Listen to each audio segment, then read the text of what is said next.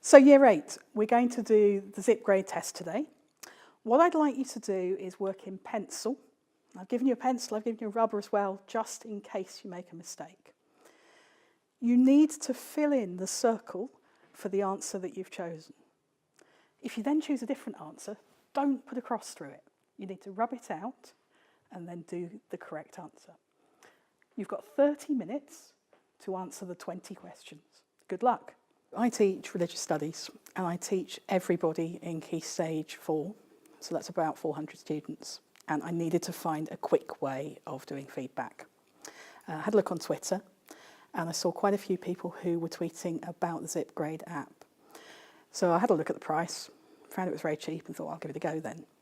And that was just with my classes to start with, although we have now rolled out 2 other subjects because they've seen the advantages of, well, basically saving time for teachers, to be honest. By moving to Zipgrade, what we've been able to do is to put lots of multiple choice question retrieval practice type activities into the majority of lessons in each scheme of learning. So it's much more frequent feedback, much more rapid as well. We're now a quarter of the way through in terms of the time that we've got available. I'm usually an early adopter of technology in school and I'm usually trusted to just get on with it and give it a go, so I did. I'm now going to scan those answers.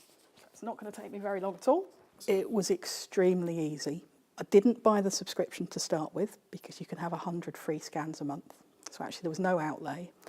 I wrote some questions, some multiple choice questions, and just tried them with a class.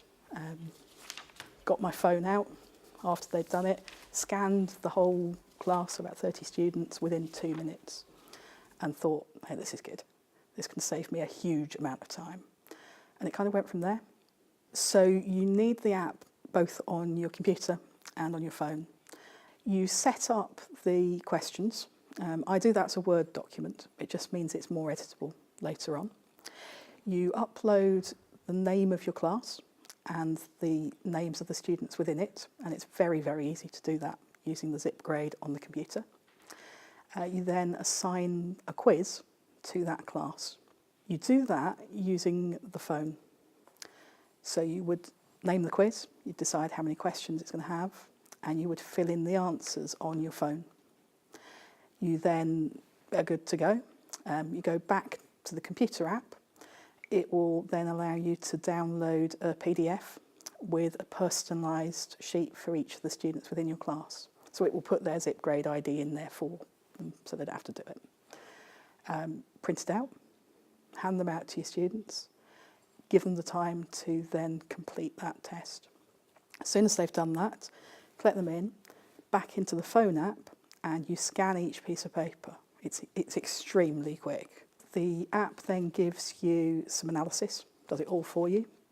It'll tell you which questions were answered well, which were answered badly. It gives you the percentages answering each of the A, B, C, D, E for each question.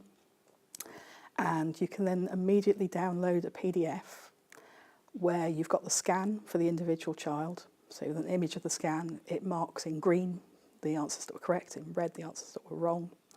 And then you can choose to put the correct answers in a table alongside that, along with the percentage of students in the class who got it correct. So the students can see where they were close to the class and where they really need to work on as individual points. So I'll look at those questions where a high percentage of the class have got it wrong, and we'll go through those particular answers as a class. I just want to talk about some of the things that you did really well as a class and some of the things that didn't go so well. So firstly, this is the distribution of scores from our class. This is the 100% end, and this is down to the 0 to 5% end. So we've got a clustering of people up at this top end. Really, really good. The maximum score that anybody got was 98%. Well done. And our average, that's our mean average, was 73, with a median of 81. So we've got some really, really good scores in there. Let's have a look at which questions you did really well and which questions didn't go quite so well. There are some questions that have clearly just been written badly, and that's my fault. And I'm quite happy to say to the students, you know, totally my problem. 95% of you have got it wrong. I either didn't teach it to you properly in the first place, or I've written a dud question. So I'll take the responsibility for that. And I think the students quite like that.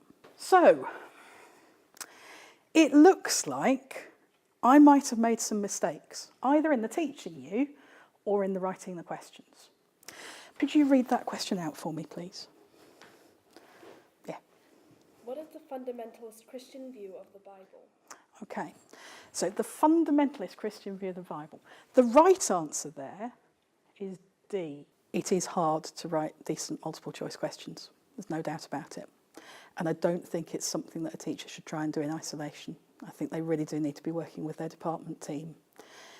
The key thing you really need to be doing is working out what the likely misconceptions will be and ensuring that you've got them as distractor answers within your paper. And that is tricky to do on your own.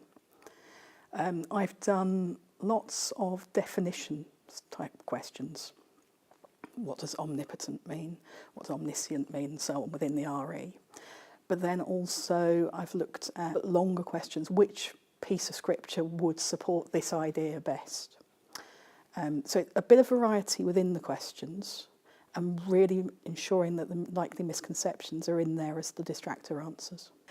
Really, really good answers up here. So questions 4 and 6 and 7 and 8 and 9 and 11 and 12, nearly 93% of you got those right. The immediacy of response is just really, really important in terms of motivating the students to improve.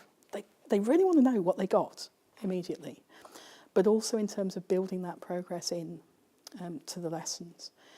Not leaving it so long that they've forgotten what they did in the first place. So the frequent returning to the subject knowledge through the Zipgrade is just keeping that fresh in their minds. It's giving retrieval opportunities every lesson rather than just waiting till the end of the unit.